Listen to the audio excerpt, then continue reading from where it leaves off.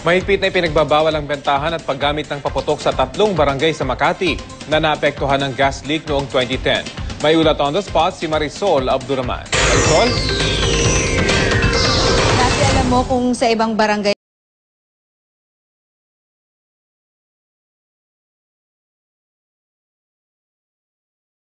pagsalubong sa bagong taon, gaya nga na yung nabanggit, 3 barangay po dito sa Makati ang wala man lang tayong naririnig na kahit anong paputok dahil nga bawal na bawal ho ang pagpapaputok sa barangay Bangkal, sa Magallanes at dito sa ating kinaroroonan sa barangay Pio del Pilar.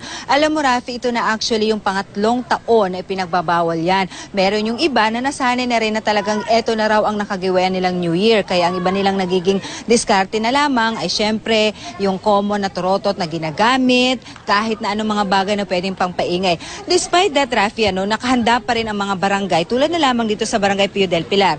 Naka-standby na ang kanilang mga ambulansya kung sakaling kailanganin, kung sakali daw na magkaroon ng injuries, dahil hindi daw maiwasan, Rafi, na meron pa rin talagang mga pasaway at talagang mga, kumbaga, ipalihim na nagpapaputok pa rin.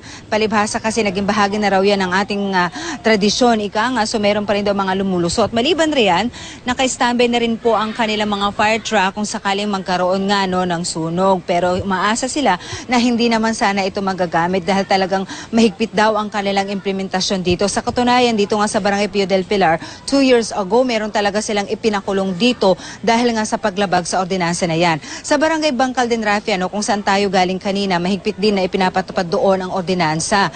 Merong mga nag-iikot na mga barangay officials para talaga matiyak na meron talagang masusunod talagang ordinansang yan. Kaya naman ngayon pa lang naghahanda ng mga barangay official ng kanilang mga ipamamahaging mga turotot dahil gagawin nila yan sa 30, magmo-motorcade sila bilang paalala muli sa kanilang mga residente na bawal ang pagpapaputok, but instead pwede silang magkaroon ng mga turotot bilang mga gagamitin nila sa pagpapaingay, at ito ay ibibigay sa mga residente ng libre.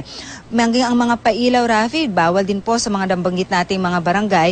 Ipinagbabawal nga ito base sa municipal ordinance matapos na nangyaring gas leak sa West Tower Condominium noong 2010. Kaya naman, Rafi, alam mo dito yung mga nakausap natin ng mga residente ng 3 barangay, videoke, sayawan, malakas na sounds, yun na lamang daw ang kanilang naiisip na mga paraan kapag tuwing gantong sasalubungin nila ang bagong taon.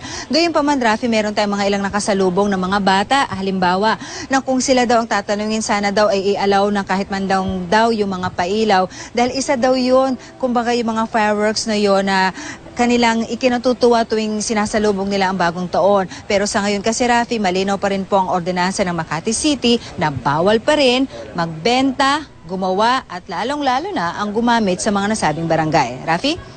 Marisol, nabanggit mo nga na 3 taon na yan, pero meron pa bang mga lumalabag at anong kaparusahan para sa mga lumalabag dito? Alright.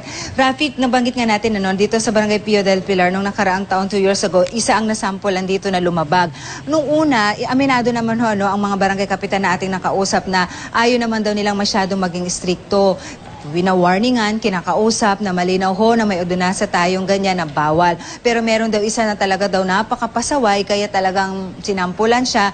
Hindi na siya nagpasaway sa mga barangay officials, kaya talagang mga pulis na ang pumunta at ikinulong daw siya. So nakulong daw siya din ng ilang araw at nangako naman daw na hindi na uulitin yung ganong pangyayari, Rafi.